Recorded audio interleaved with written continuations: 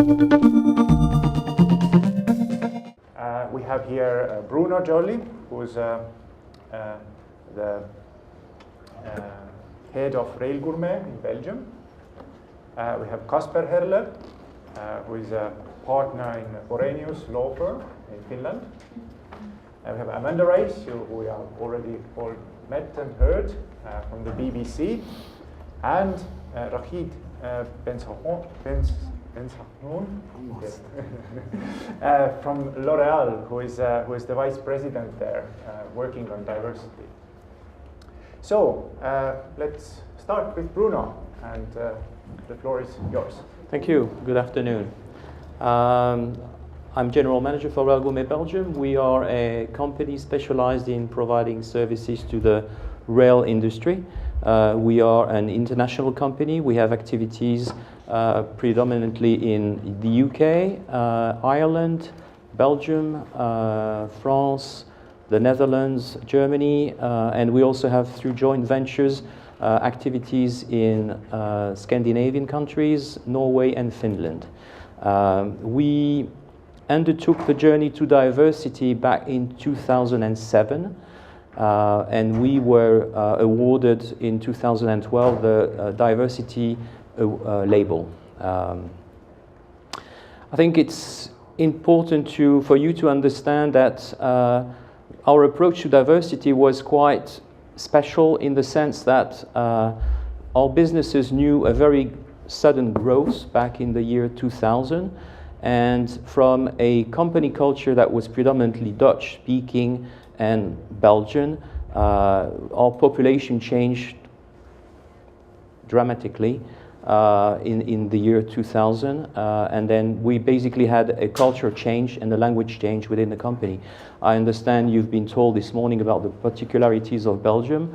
We have 3 national languages in Brussels, where I'm based.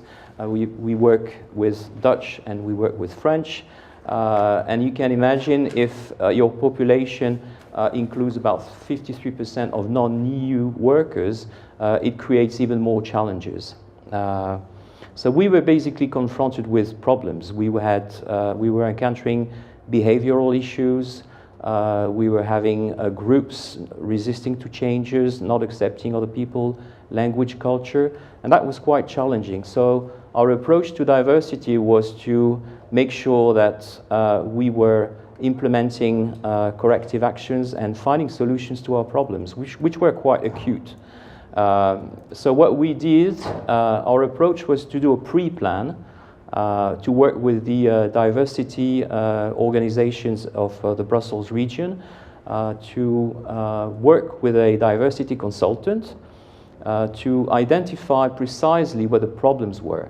I think it was very important to make sure that we called on the services of a diversity consultant, because that person was specialized in diversity, was also neutral to the company, and what we did is we conducted a series of panel interviews and individual interviews, which were confidential, of course, so that we could meet our staff, we could talk to management and basically identify what the problem were and what were people expectations. So this basically gave us a summary of actions to take, and then that formed the structure of our diversity plan.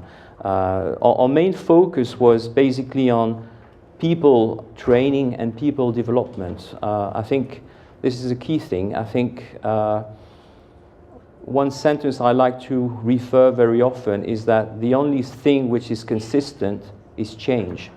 And I think, your business today will not be the same within a year's time, 2 years' time, 3 years' time. So, you really have to adjust. And we believed at the time that it was, and I think this is also something very important, you have to invest in people. So one of the key actions we took was to train people. So we put in place a training on diversity on the work field so that people could understand that they have to work with people that have different culture, different language, different age, different sexual orientation, and that was very useful. I think we talked a lot about leadership this morning, but I think it's also important that it's not only a matter of leadership, it's also a matter of having your workforce understand the diversity approach and to make sure that your staff is part of it. And I think one of the key things we did was also to create a diversity work group that worked together with management to sort of define action, to benchmark companies, and to network with other business. I'm not going to monopolize the attention. I know you got other speakers. And I think this is the good thing about the event today. I think it's very important that even though Estonia may be different, I think we have an opportunity to network, and I think it's very important in this process on diversity to connect and basically learn from each other. I think it's very important to share on success and best practices. We've gone the way to the diversity label, and I think there's a lot we can share and we can share with you so that you sort of go with more confidence into that process. Thank you very much. It is, I can just say as a background that how we came to ask Bruno to come, that we actually visited Rail Gourmet in Brussels, and then we actually saw, the people there, and we saw the office there, and it was something that was I think has been the most useful perhaps for Estonian companies who are not that big. And the Rail Gourmet has about 100 employees. 120. 120 employees. So it's not a huge company, and it has achieved actual benefits from the diversity charter and from the diversity action plans. Thank you. Right. So thank you. Now next we have Casper Herler from Borenius. Which is a law firm in Finland, but I also believe that it belongs to a network that there's also an office in Estonia. I myself am, from my background and training, I'm also a lawyer, and I have also worked in a law firm once, so I know the background, I know how the atmosphere is there, and in Estonian context, of course. And I think that the diversity in a law firm is a tricky thing. And it has the special kinds of challenges. So perhaps you will enlighten us a little bit your perspectives on this topic. Yes, thank you. I think probably the challenges you're referring to is that it's a quite homogeneous culture in the sense that typically, traditionally, all employees have been quite similar in background. Borenius in Finland has about 180 employees, about 100 lawyers. And we are one of the largest business law firms on the Finnish market. And for instance, comparing our case with some of the ones presented here, we're quite strictly business to business oriented law firm. So we don't face so much the kind of the B2C type of accessibility issues because of the business we're working in. We're providing high quality advice to business clients typically. So our diversity journey has been more about how our human resources, our status of and as an employer and how we treat our employees and our journey has pretty much started about gender issues. I mean, we had an experience a couple of years ago where we saw statistics that we were losing a lot of female talent during the years where our female workers leave for maternity leave, and when they come back, they just stay for a while, and then they seek jobs where they imagine they can receive a better work-life balance compared to our firm, and losing talent along the way has generated a structure where we don't have that many female partners. The more senior the staff are, the less there's women. And I mean, you can choose two strategies. Either you can introduce quotas to improve, but that hasn't really been our way. Instead, we've taken the decision to apply enabling strategies. We're trying to make it possible to do a career in our organization and have a family, but it's not only about gender issues. It can be about people who have parents that need special attention, or about having a challenging hobby that you want to combine with work life. So it's been a much broader perspective. This is kind of the starting point for our work, and now we've also been starting to focus on other diversity issues, but that's sort of been the starting point. And if you have a value base that you accept, that you want to look at gender issues, I think it's a good starting point to look at other diversity issues as well. And we see CSR changing very rapidly in the Finnish environment, much more focus on that, and there's estimates on that there will be a significant increase of cultural diversity in the Helsinki metropolitan region within 20 years.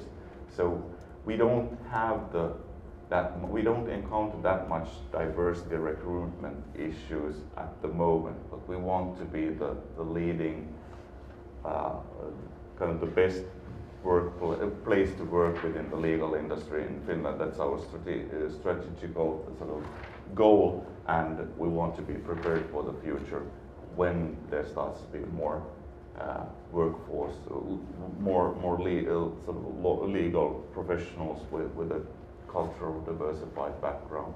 What we've done so far is that we've adopted a new CSR program which takes into account this, and we've launched a thing which is actually a registered trademark, being within the law industry, called the Crowded Years Initiative, which is funded partly by the State Technology Fund, where we are working on these various enabling strategies. We kind of typically the program is running now, but what we've come up with is those small things which makes work-life balance easier.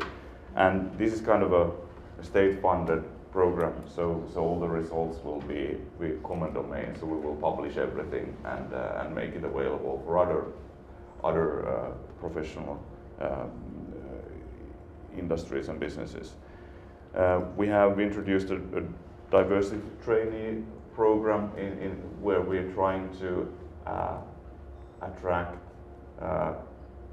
school 7th to 9th graders with a cultural diversified background, because what we see is that there's a community of youngsters who necessarily don't have a touch to kind of, I don't know if it's a good word to say, but kind of white collar jobs. I mean, if you don't have that in your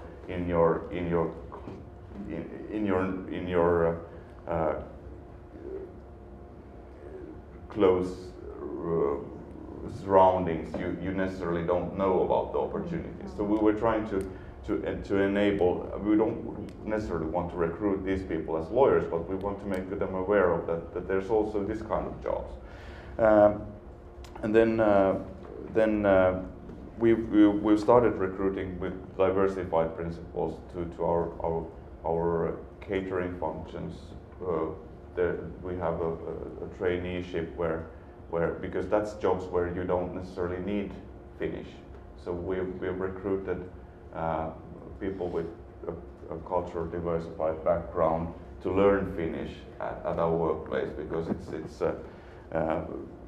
it's slightly more difficult to recruit lawyers in Finland who don't know Finnish because of the industry. You need to command fluent Finnish in order to, or sort of, that's at least the mainstream. We're looking at opportunities whether it could be possible to work also find functions where somebody could work also not commending fluent Finnish. So that is pretty much where we are now. Very good. Thank you. We'll hopefully hear more from you. Now, Amanda, can you tell me, we already heard a lot about the BBC and what it's doing in terms of diversity, but what about the journey? If you look at it from a point of view of diversity as a journey, because we know that we cannot have there's no on and off switch, that there is diversity and there is no diversity, but it's a journey. So where do you see the BBC going in the future? What are the things that you think that need to be done in the BBC at the BBC that you think will be the things that you need to move towards? Yes. Yeah, I totally agree with you. Diversity definitely is a journey, and I guess for me, when my job and my team's job is not needed at the BBC anymore, that's when we'll begin to feel that we're sort of really getting there. It's been a journey for us for quite some time, with different, as I think I said earlier, with a different focus on different areas of diversity. So starting off very much looking at gender diversity and doing a lot of work around that area, not really thinking so much about other areas of diversity, and then as time moved on, beginning to think more about ethnic diversity, more about disability, more recently about sexual orientation, and a whole host of other areas. And I think in terms of where we are now and the things that perhaps don't keep me awake at night, but I certainly think these are the big challenges. We still, as in common with many other organisations, have a challenge around senior manager diversity, still with gender, in fact. As I think I said this morning, our senior managers is about 37%. That's a lot more than many organisations, but it's not 50%, and it should be 50%. Certainly with ethnic diversity and all other diversity areas, a long way to go with our senior managers and leadership. So a big focus on that. I think our other focus that I touched on a little bit this morning was thinking much more now about socio-economic diversity, so thinking about people from different social backgrounds and how diverse is the BBC in that sense. And certainly in the UK, people from more disadvantaged, working class backgrounds are more likely to be from minority ethnic backgrounds, in terms of people who don't have a great deal of money or economically disadvantaged. That is more often likely to be people who are disabled. So if we cracked socioeconomic diversity, not only would we be reflecting our audiences more than perhaps we do at the moment, we would also be pulling in other diversity areas as well, so reflecting our audiences in other ways. So I think that's one big challenging area. Gender diversity, I think very often in organisations people think gender diversity, not so much of an issue now in the UK. It still is in certain areas, so as I said, in senior management and certain job types. As I mentioned this morning, in particular for us, technology and engineering, so targeted work there. You talked about women returners. That's a focus for us as well, because that's a point at which we can lose women, and there are women leaving the broadcast media industry more widely once they start a family and don't necessarily come back, and that means we're losing across the industry really fantastic talent. So important to do some work in that area. So I think those are probably the key things that I'm thinking of at the moment. Disability, I mentioned as well, always a concern, always need to keep our foot on the pedal and think about that as well. All right, thanks. And finally, Rachid, L'Oréal is a global brand and a global company working in very many countries, and of course there is a diversity is within these kind of companies. You don't have to look for diversity; it's there. So what would you say? L'Oréal is always, it's sometimes brought as also an example sometimes. Or not. Or not. So tell us more about your journey, the L'Oréal's journey, and where has it taken you? Yeah, with pleasure. Just some key figures presenting L'Oréal, because I think everybody in the assembly knows L'Oréal. We do enough marketing on TV and newspaper.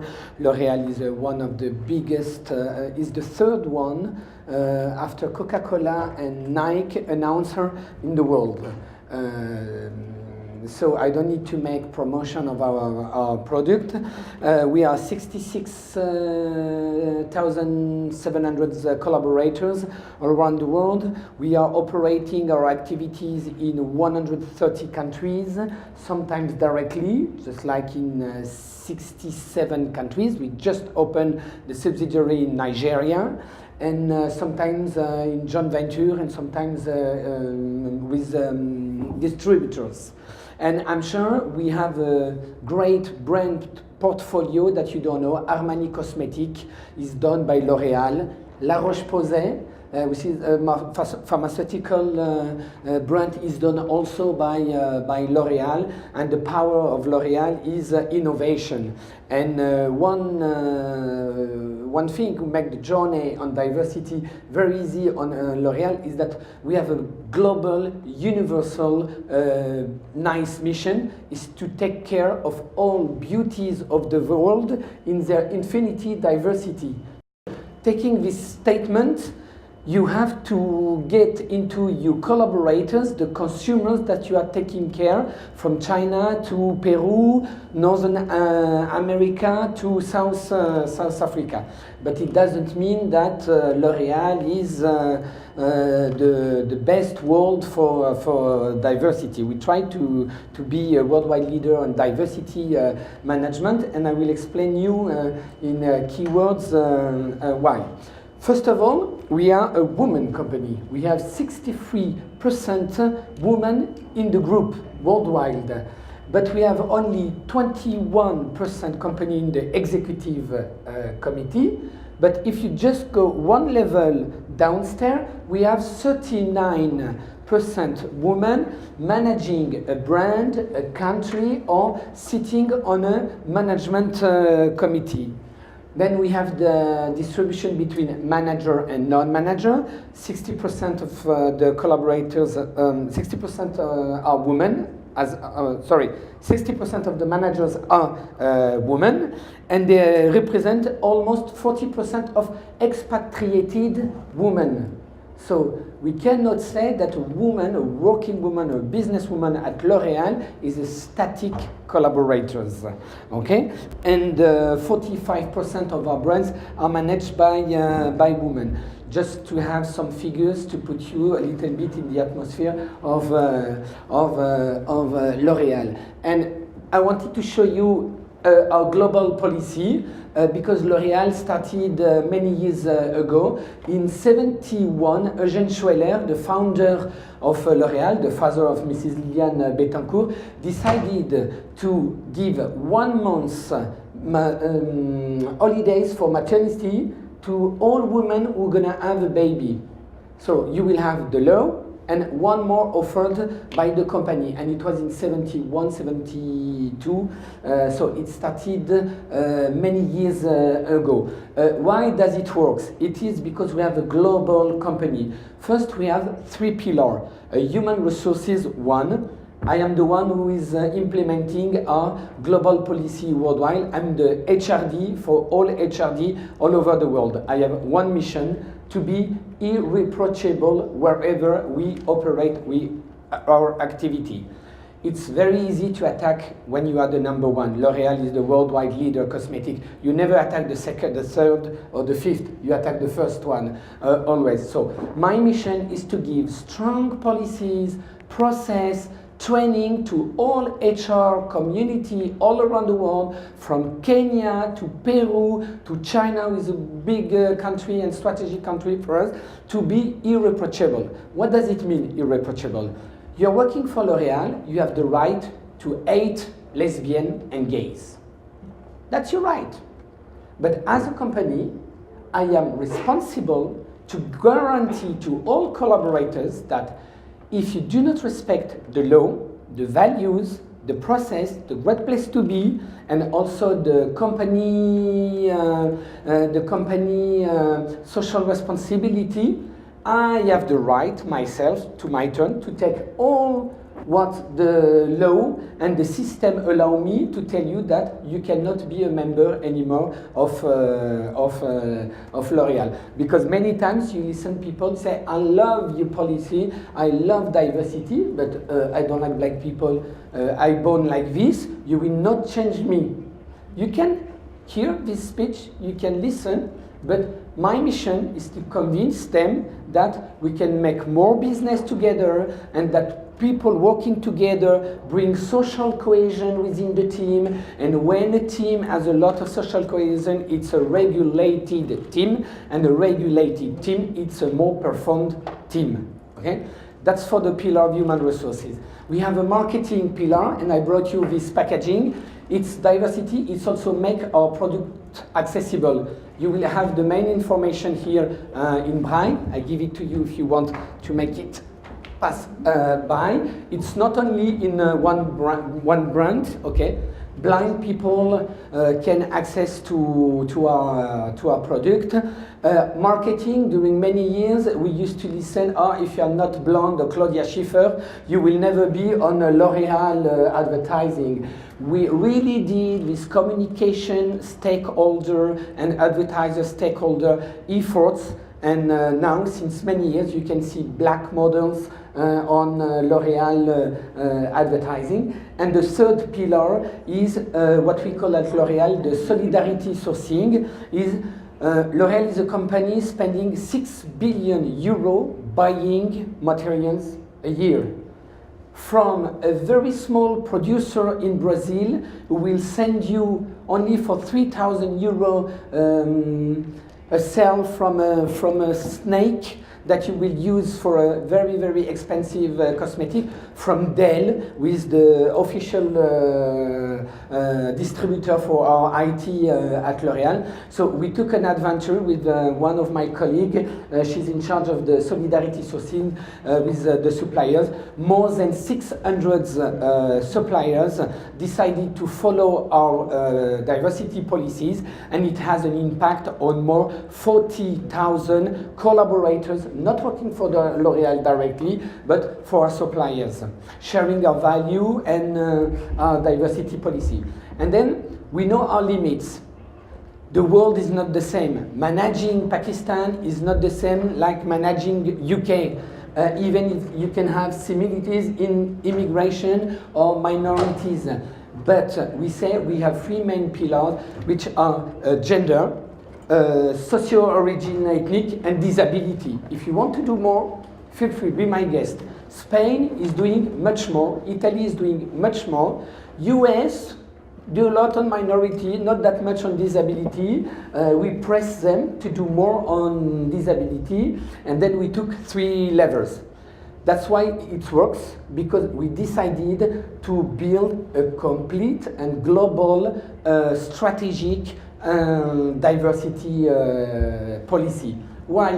Because I'm just going to show you another slide, which is say everything. Everything started in 2004 with the diversity charter. Why? Because 2 years before in France, the French government decided to apply the European Directive Against Racism Discrimination of 2000, and suddenly all managers and employees discovered that first they can go to jail, and second that they can pay they can pay a lot of money. And suddenly everybody that discovered that the black guy who is working next to you finally is not that black. Is mixed black, you know, and in tennis maybe in unconscious bias it will be white for them, you know, if we do our job quite well. So in 2005 it was also a dramatic year for L'Oréal because we have been attacked, and L'Oréal won in first instance, and L'Oréal lost second instance, and it was a partnership with Adecco, and we are still convinced that we had reason, but sometimes it's like that, and I think it was good to have been attacked so strongly worldwide because I had a good lever to say to my managers, if it's happened again, we're going to be irreproachable. So we implemented our policy, what we called on the graphic, the pushed. It was top down, all hand by hand by our CEO, and nobody has to discuss. So everybody said, okay, we're going to try to do it, I'm going to have a look. And suddenly, by training, L'Oréal trained more than 10,000 collaborators in Europe, more than 6,000 in the US, 2,000 in Canada, and now we're deploying in South America and in Asia.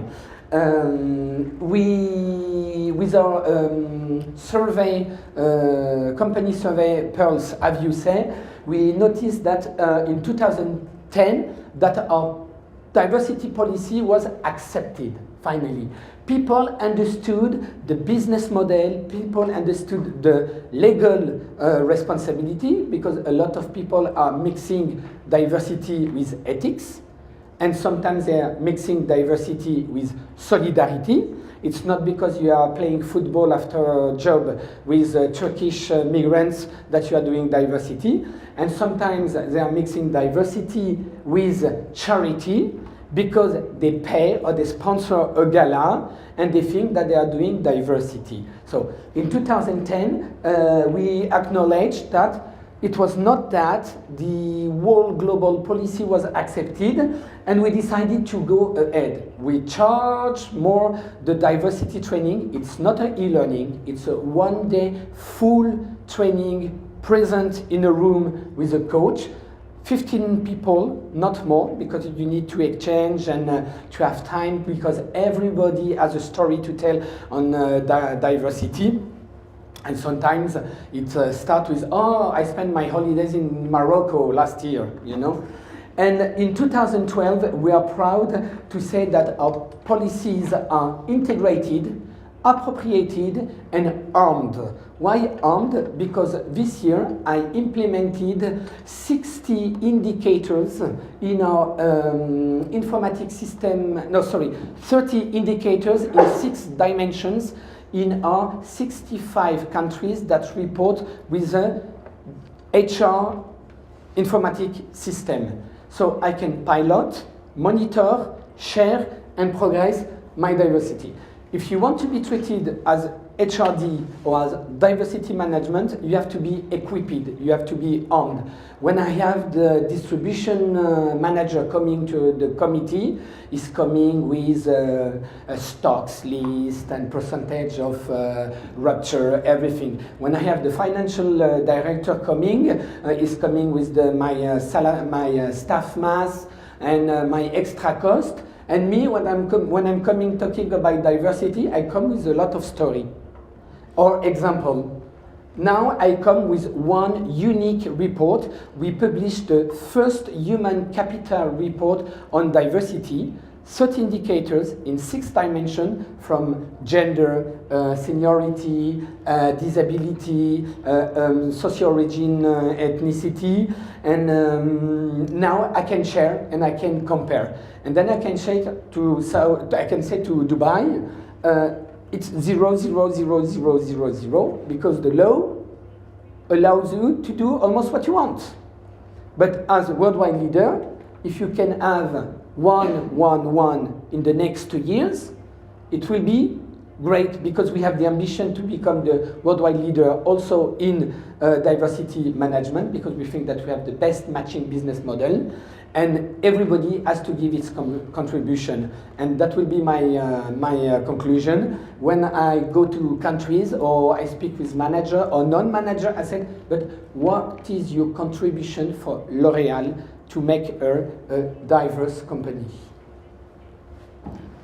Well, thank you very much. So now I thought we could continue the discussion with the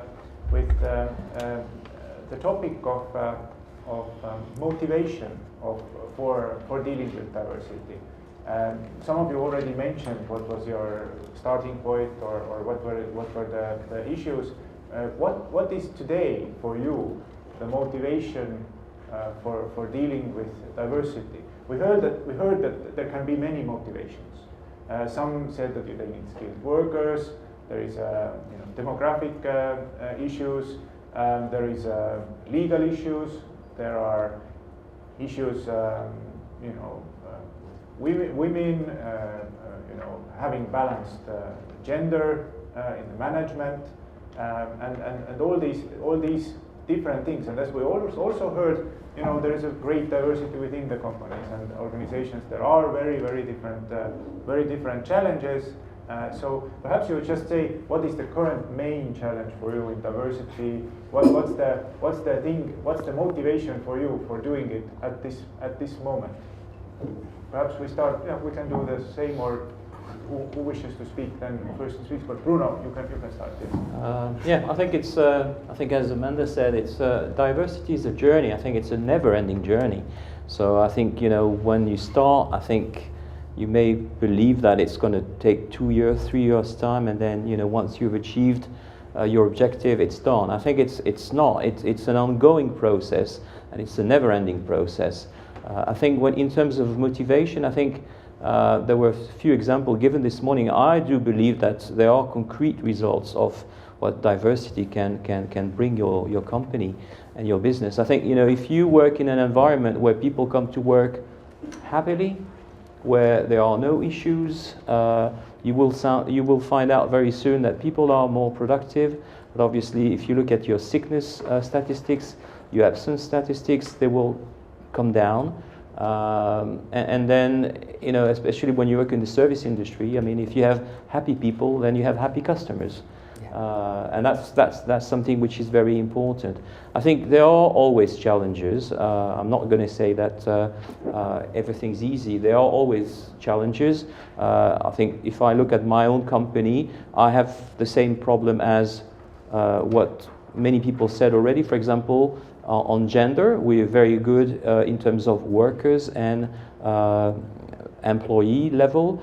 When it comes to management, we have a problem because we have 4 managers in the business, and the 4 of them are male, and it's something which we have set as an objective that we want to open up to more women in our management team. We had lots of things in our diversity plan which we have not been able to achieve, just because, for example, it was very much related to recruitment. Unfortunately, as a result of the economic recession, we've had to downgrade our staff levels. So, I mean, we're not in a position whereby we are recruiting. So there's a lot of initiatives we would like to take which we can't take currently. And I think it's also very specific to the business. We're doing very well on disability because we've always had about 10% of our workforce which is working with a disability problem, and I think we're doing well. But it's not because 10% is a high level that we want to stop there. We want to actually expand. And one of the things we're looking at is to work with specialized association in order to identify, are there any other jobs, position that can be opened up to disability. We think this is something which is very important. We have an obligation in Belgium. We are obliged to hire a specific percentage of young people. We think this is something which is good, but we also believe, for example, that opening up jobs to the elderly is also something which we want to achieve. We think this is extremely important. We have a lot of young people in our company, but we believe that it's very important to bring a balance with also more senior people because they have experience, they can bring something. And I think in terms of challenges, I think it's an ongoing process, and I think it's a journey that never stops. I think once you undertake a diversity plan, then you get an award, and then the award is available for 2 years, and then the next step is you do a consolidation plan, which is again over another 2-year period. But I think it's an ongoing process, and I think as far as I see it now, it's something we've undertaken and started, but it's something that will not stop. I think this will go on because I think that makes sense. Just because this is the logic way to this world. Very good. So Casper, you mentioned that at the moment you don't see that there is a problem with recruiting ethnic people. You see that might be in the future. But what's the motivation then now to deal with this? Just to be prepared, or why to set it as a goal, or why to deal with this? Because it's still, you have to put some resource into it. You have to invest some money. As I mentioned, I think, and I think Amanda touched on it also. I mean, gender issues, diversity. I mean, it's part of the same issue. And if you have the same value base, you need the same value base within the organization to deal with all of those. And if you start with gender, you will need to do the same things in the organization, in terms of leadership and in terms of policies to prepare for that. And I mean, from a Finnish point of view, Finland is not that culturally diversified, but is getting much more all the time. So I think what we don't want to lose is the ability of innovation. And I mean, I think a culturally diversified workforce improves innovation in a globalized world, and we've recruited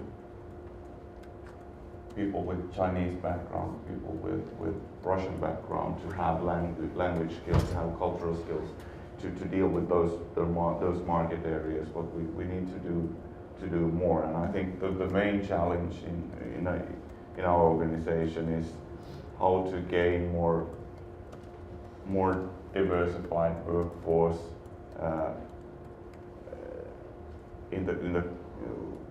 with the restraints of the profession that you typically, I mean, the barriers we've set up is that you need to know Finnish, you need to know Finnish law.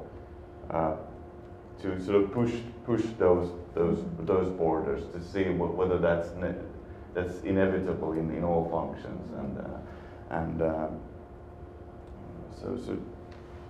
and what we haven't experienced yet is that much, at least, is customers pushing us.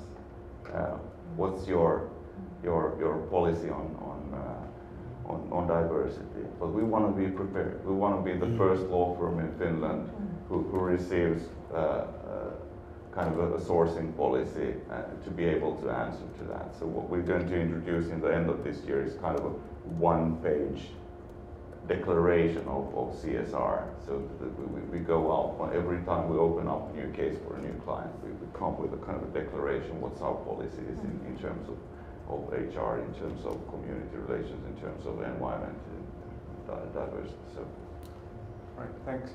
Amanda, you said that the BBC has many drivers why to deal with diversity. You mentioned it at the very start of your presentation earlier.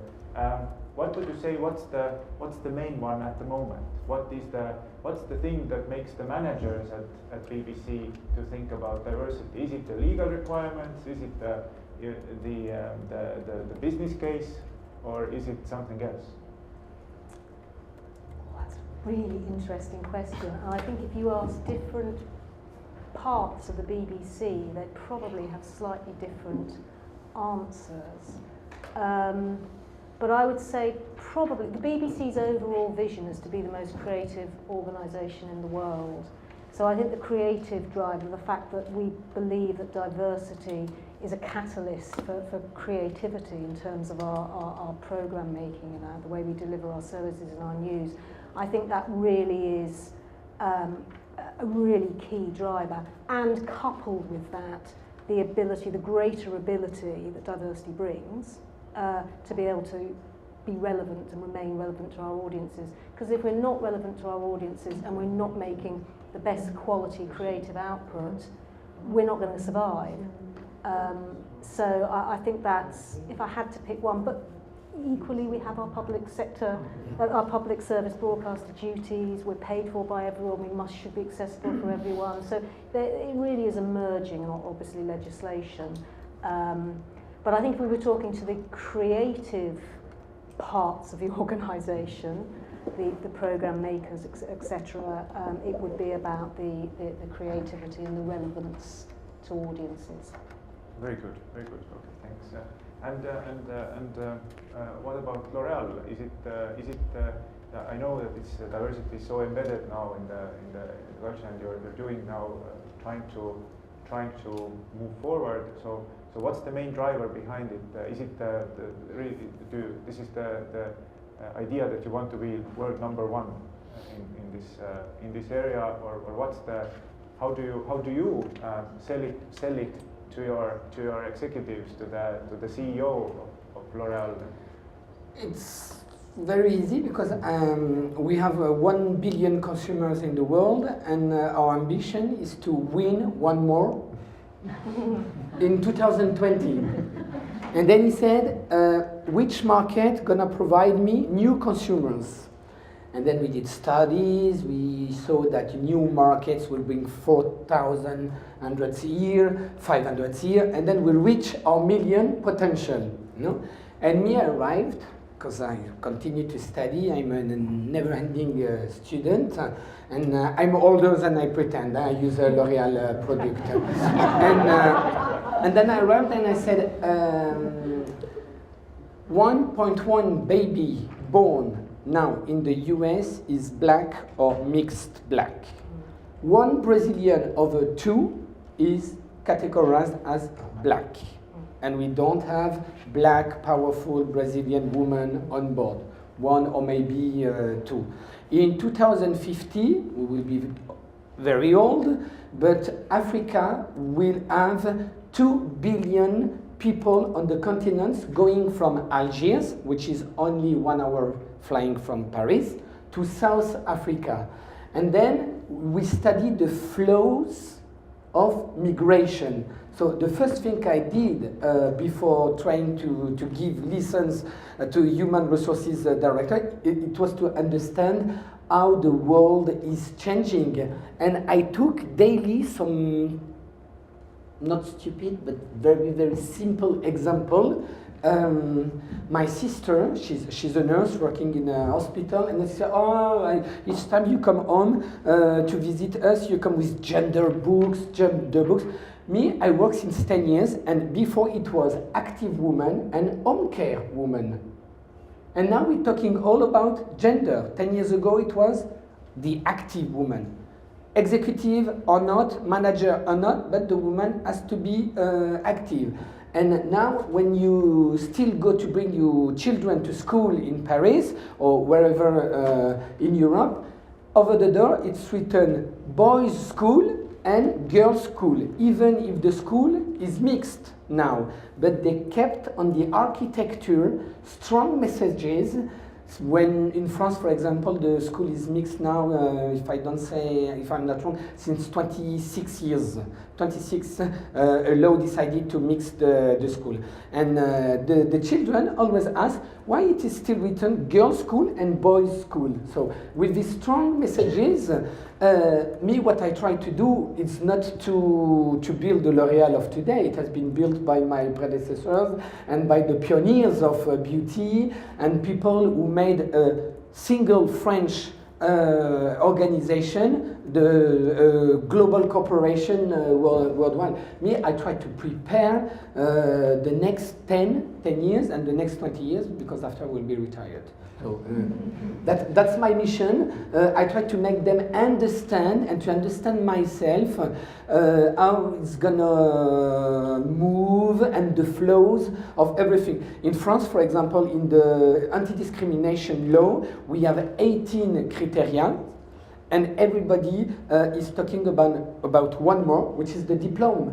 Because to get to Sodexo, to Orange, to BNP, now they ask you if you have done Sciences Po or a business school. Or if you have not done one of both, yeah, you have high potential, but like others, you know. So 18 criteria already established.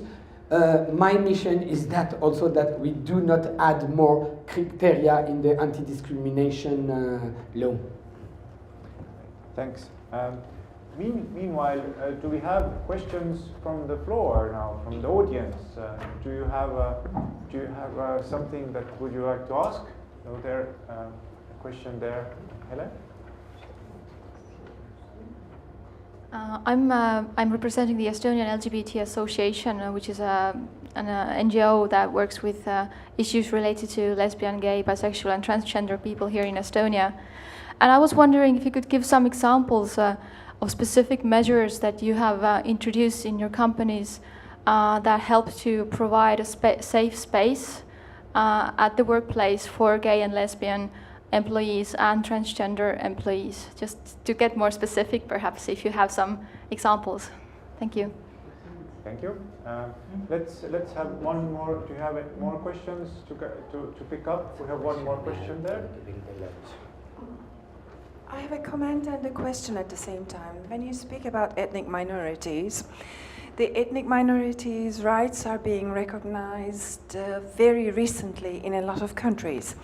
And these people always feel suppressed. They have always had problem with the majority of the population. But suppose that you give them very good positions in a company or in an institution in a country. And what they do is, since they usually feel very threatened, they like to support one another instead of supporting the person who has the highest talent or highest education for the company, who would be much more useful than the other person from the same ethnic minority. They still prefer the people who are like themselves from a religious point of view, from a sectarian point of view, from a cultural point of view. But don't you think that it is really detrimental for companies and sometimes even for some international organizations? We see this trend. If the person on top of the international organization is from a certain part of the world, from a certain culture, then all the people around him and in very high and important positions are from that culture. This is what you see. And to me, the person who really deserves those positions should get them. Not that the other person from the same ethnic minority or from the same ethnic group is their relative, their friend, their, I don't know, their partner, or their maybe sons, daughters, whatever. But this trend exists all over the world, and it is really very hard to break it. So what do you think can be done about this? All right, thanks. Do we have a third question, or can we do you have more questions now? No. Okay, so then let's address those two. So first about the safe space for LGBT. Who would like to comment? Do you want me to answer, because we had that discussion during the lunch? Yes. Yeah. Please. No. Recently, I don't know what's happened. I'm traveling all over the world, and particularly outside Europe, but also in Europe.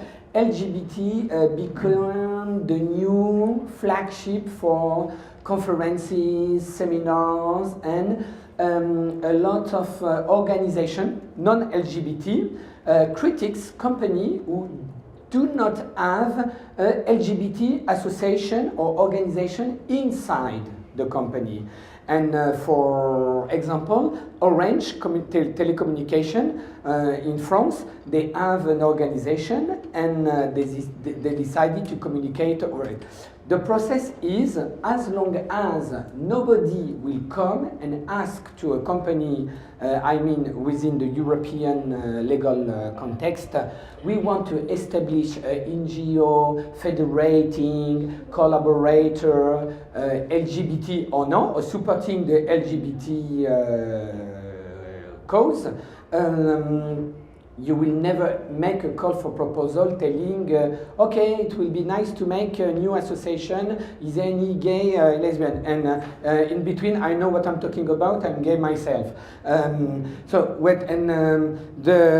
companies, when they have the opportunity to receive such a call from a group of collaborators who seems that it is necessary for them to share a space, they will be allocated from the French law, a local in the company. They will have hours dedicated in the time work to work on it. They will out a budget on the activities company, just like for the football club or the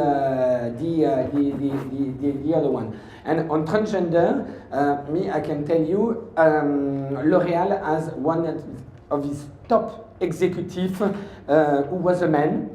And he was Algerian, and she's a woman now. She's the general international manager of Lancôme, and her weight is 6 billion over 20 billion money of what Laurent is doing. So, I mean, you can be a high manager, and assuming you're transgender, and you transgenderity, and we have other people at L'Oréal who did the same. They are working in innovation or in other sector, and when you ask them to come on a conference or to say, you know, sometimes some students organize an after work with that subject, would you like to come? They don't want to come. Yeah. Just like for the LGBT in France, mainly they like to pretend, okay, they are together, we have an organization, but outside it's difficult to differentiate. Don't ask the association of a construction company to do something with the telecom company with the other one. They are still in-house blocked, because being gay at L'Oréal or being gay at Lafarge, where they are doing cement, or being gay at BBC is not the same story, I think. I don't know if I answered your question. Anyone else? Safe spaces for LGBT examples of this?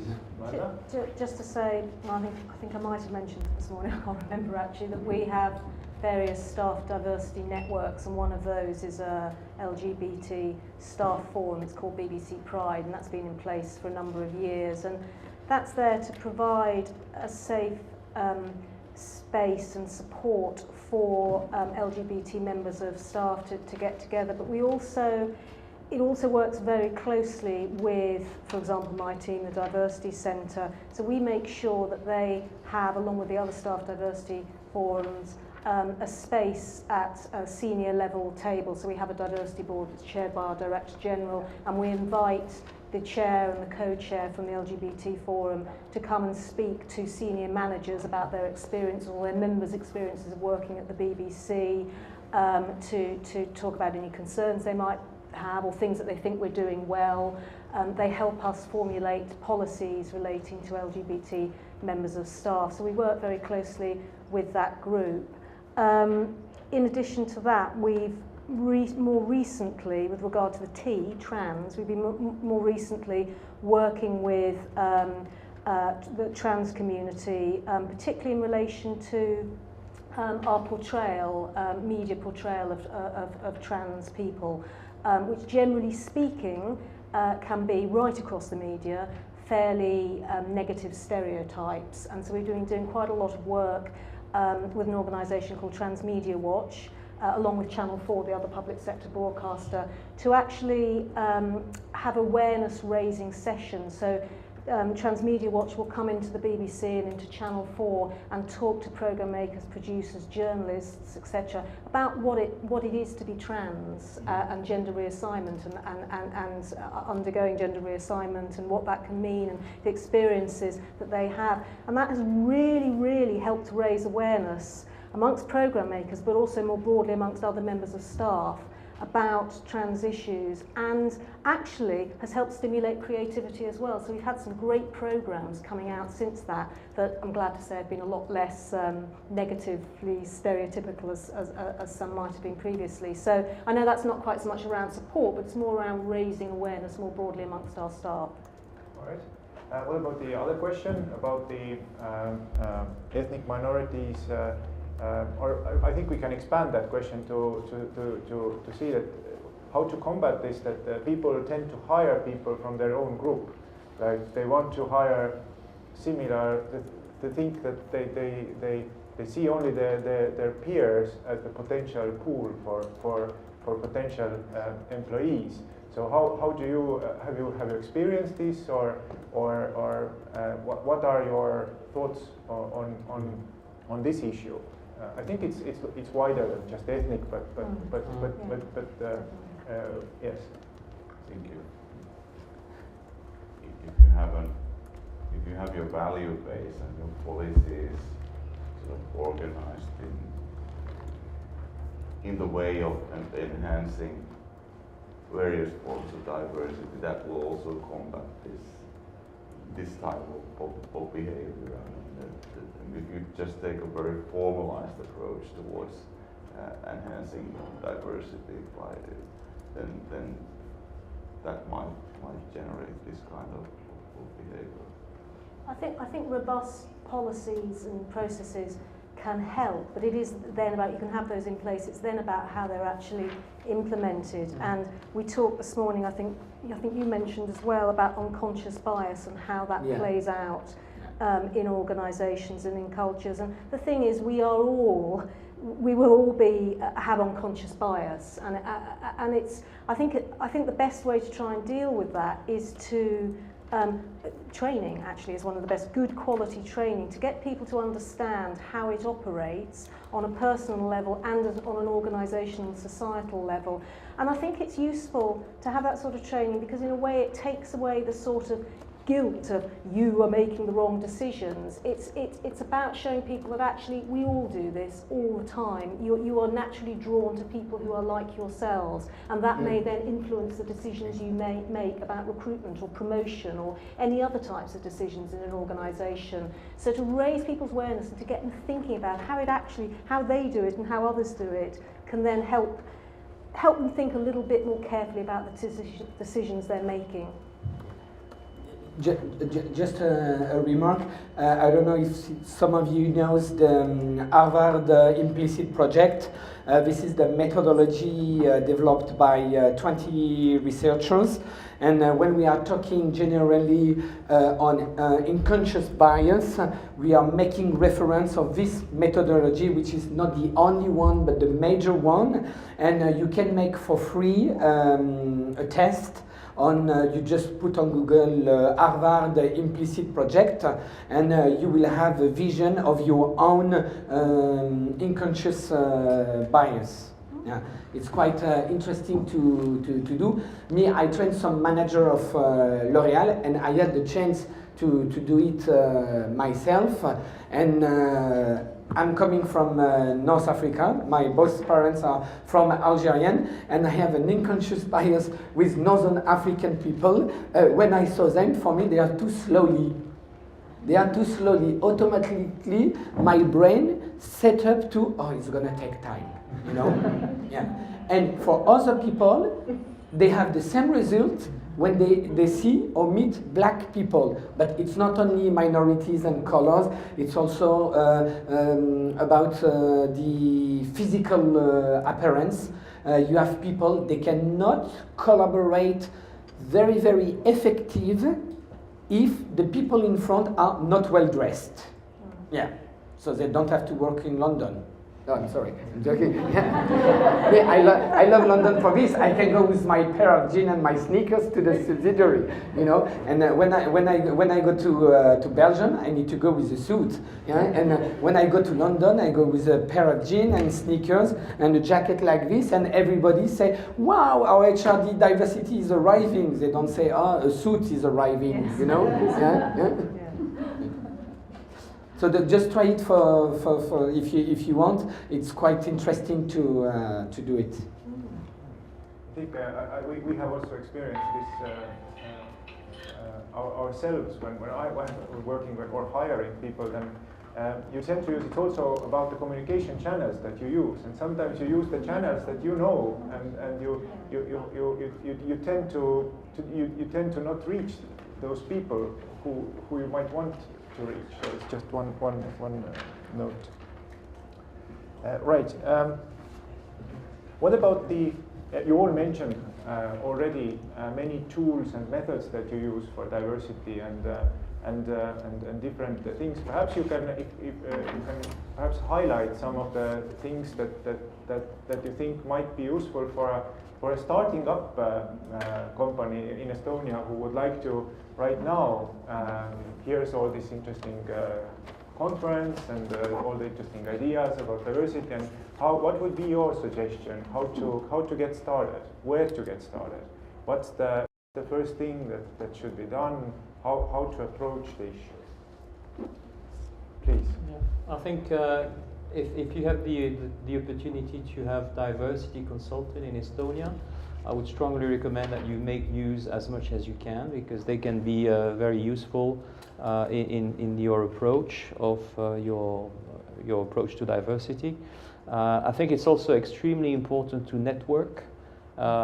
We have found that it was extremely useful to be in touch with other businesses, other companies, to see what they've done in terms of diversity.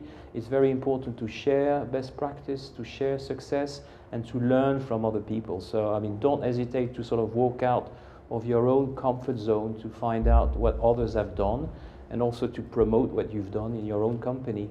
But I think it's extremely important to have guidance from the diversity consultants. That's something which is can prove to be very useful, I think.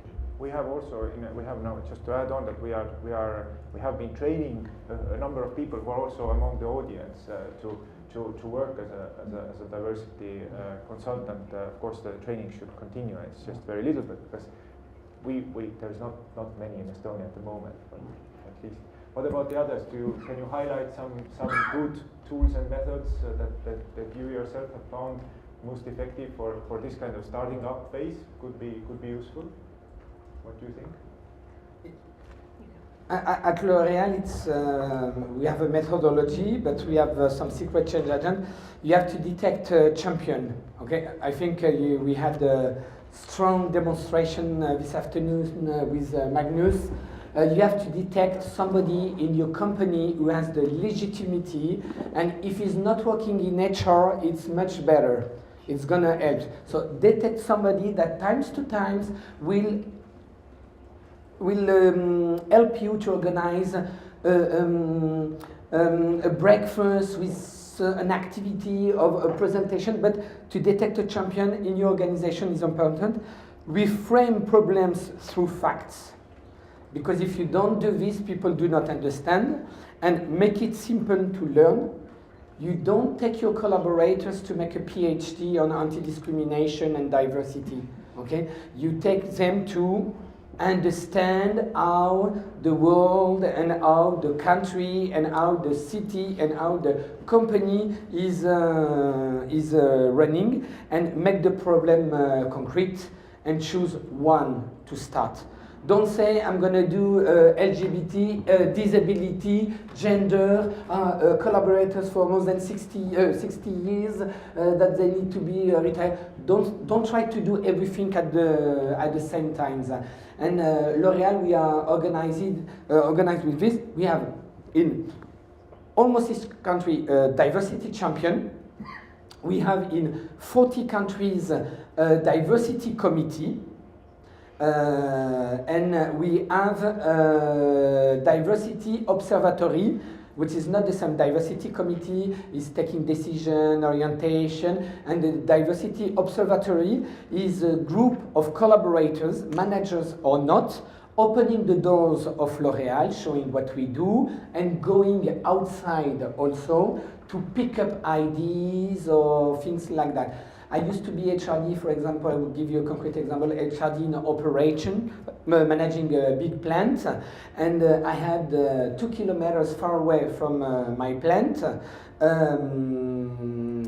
disability center for packaging with people with disability, and we never subcontracted with them.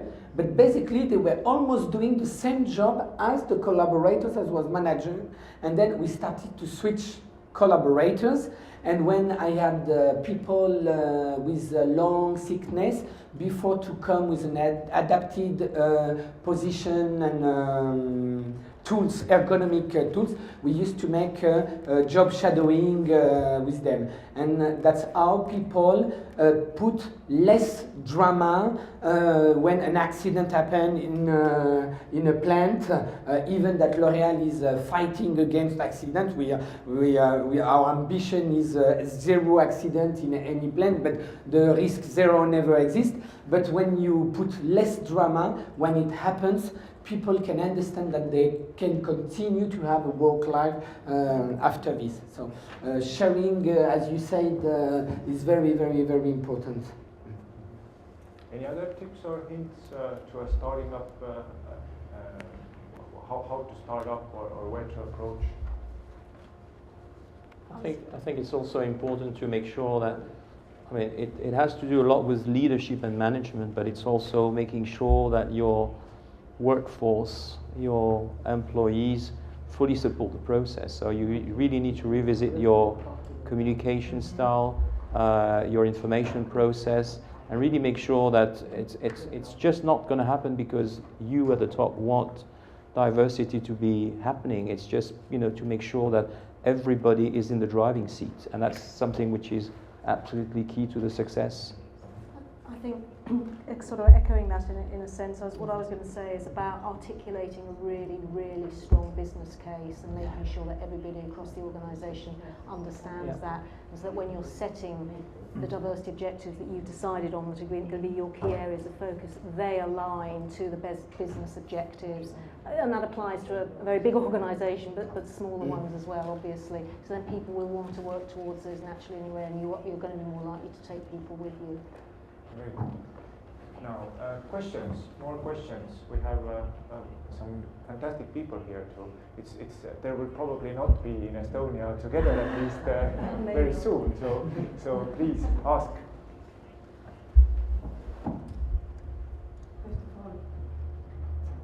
First of all, thank you for your very interesting presentations and remarks. I have a question to almost everybody, but some of you already mentioned this topic. Topic is about talking to NGOs, talking to these organizations who represent all those, let's call them minorities. Sometimes minorities can be majorities, etc. But and I heard that some of you already have some good contacts, and whenever you have issues, problems, you turn to them.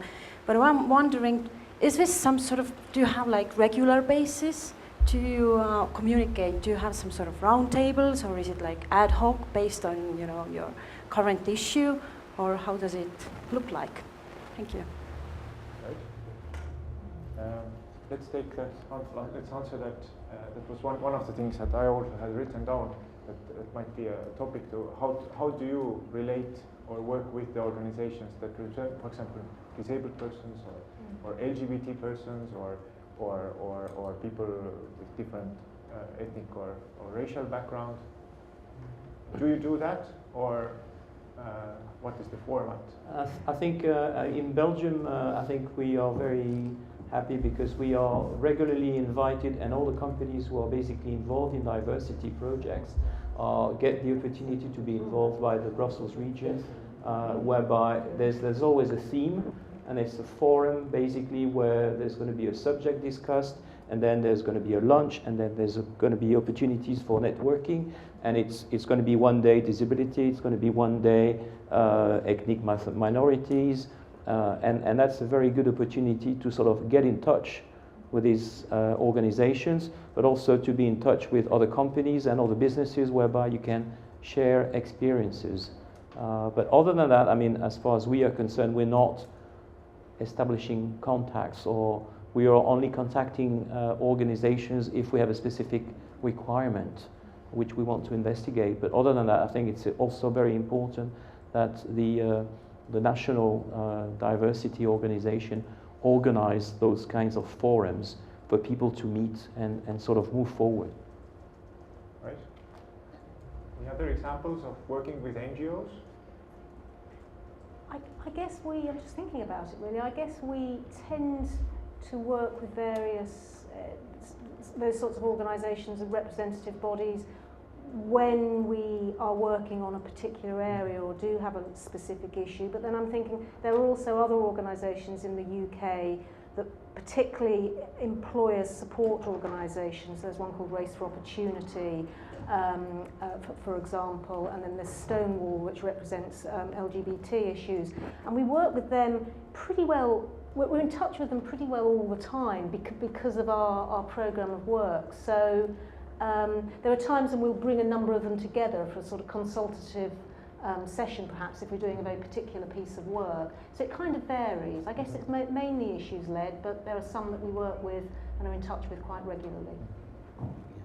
And for L'Oréal, yes, we are member of a lot of boards, but I'm so happy because it's not HRD. Sometimes when we have a champion with salespersons is representing L'Oréal in a board, and at many important boards we do not send my boss, the vice president, or myself. We are quite committed that people implementing action go until the end of the representation.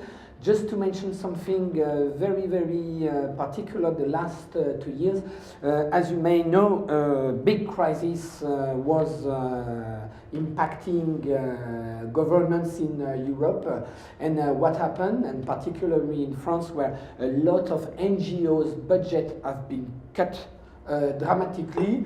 The first reaction of the NGOs was to call the companies to say, if I do not get some sponsors or some subsidies, I will have to close my NGO, and I'm working since 20 years, or I'm gonna have to reduce free headcount, so I will stop this project. And unfortunately, L'Oréal has a rich company image because we are winning money since 102 years, and we had to face in 2011 and 2012 a huge amount of solicitation of NGOs to work with them, but also for subsidies. And it's what I said this afternoon, to not be confused between what is doing diversity, a partnership, doing charity, because you're going to help an organization with difficulty and you are sensibilized to the cause that they are defending, or doing solidarity. Okay, in a big company, you have structure for everything. When I can't. At the beginning, it was difficult for me because I'm passionate and I love my job to say, no, I can't. But now I say, no, but I give you the telephone number of the head of the foundation and go to see the L'Oréal Foundation, and maybe they will help you. But the biggest NGO that I'm part is the ENAR network, which is the European Network Against Racism, and more than 120 European NGOs in the 27 countries are members of the network, fighting against discrimination and racism. Good. I think we have a time for one final question from the floor. Do we have someone who has something? I have one more comment, if you don't mind. Yes. No, we don't mind.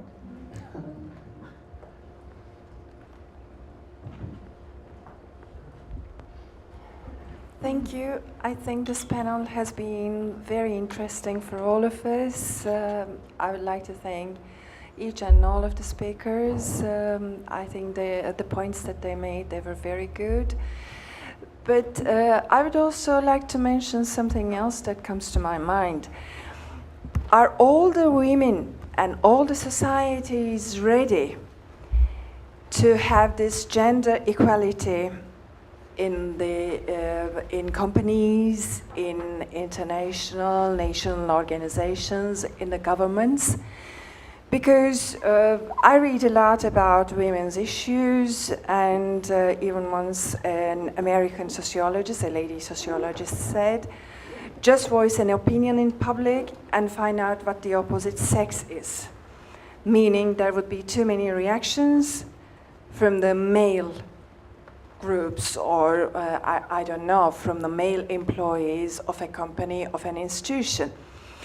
What do you think can be done to overcome this kind of prejudice which really exists in a lot of societies? Because Many times, women who hold good positions in governments or in companies are labeled as masculine. They are sometimes labeled as selfish because they don't have enough time for their children, for their families. Some of them don't even get married, and it's not always because they are bisexual, homosexual, or hate men, but just simply don't find the time because so much is expected of them. And also, I think especially the male employers expect a lot more than from the female employers than the male ones. They are highly critical of any small mistake they make, of anything even concerning their private lives, of the way they dress, so on and so forth. So I'm not really very sure that the diversity can succeed in most of the societies of the world. We are not exactly ready for that, especially as far as the gender equality is concerned. Maybe you would like to comment on that. I think I agree. I think it's an important question, but I think we can only look at our own level. And I think if you look at the level of your company, I mean, this is what counts. Before we undertook the road to diversity, we were having problems. We were having, for example, male not accepting to be working under the authority of women. We were having problems by people not willing to be talking to other people because they were not the same language or they were not from the same culture. We had all these problems, and these problems were very acute. And I can give you the assurance that as soon as we undertook the project of diversity, as soon as we invested in people training, in people development on diversity, all these problems have disappeared. And I think we've been now, a few years after we started the process, I mean, the problems like the ones you've mentioned, which we used to have, we no longer have. And I think it's important, do what you have to do at your own level, and then, try to promote it, and try to make, your achievement an example for other people, and then that's how it will spread out. And hopefully someday people will be more aware, and then things will be, the world will improve. But I think it can only improve with, what we try, with our efforts. So.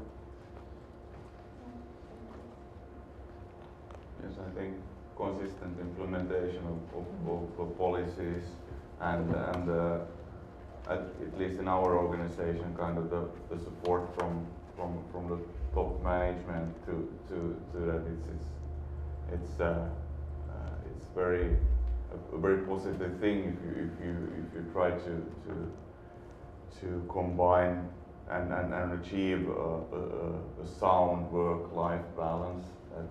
And we don't only strive that for female, but also for men. That's what I'm working with myself. I have three small kids, and I'm sort of trying to get more time to spend with them in the pressures of having to serve my clients well. But what we're experiencing in our law firm is the Y generation. I mean, we has totally different expectations of work-life balance than what we've been used to, and that doesn't only go for. I mean, it's not maybe subject to gender that much. So and tackling with that with a totally different view on work and work-life balance has also led us to create a kind of an environment which also eases up the work-life balance for women. I mean, 10 years ago in our office, it would have been a very strange thing what my associates do, that if there's not any immediate work, they go home at 4 or go to the gym. 10 years ago, you would have sat there until 8 o'clock, but that was before you could read your email at home.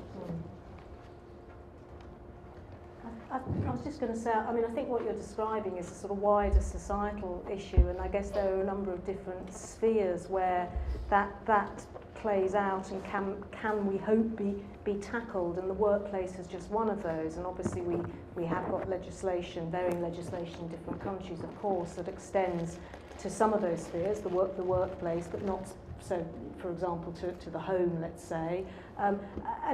It's about, it's thinking about those different spheres, whether it's the home, whether it's in schools and through educational systems, whether it's in the workplace, where we have to just try and achieve change and take as many people with us, and I guess lead by example. But I understand your point, but I think we have to keep going at it, and through the workplace, particularly if we've got legislation behind us to support that, it's one of the best places, I think, to try and achieve that broader change.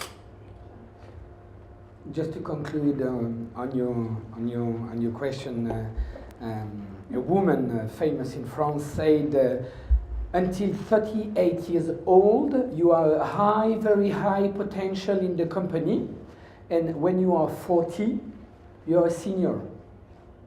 So you have 2 years to get married, to make a child, and to be promoted as senior executive.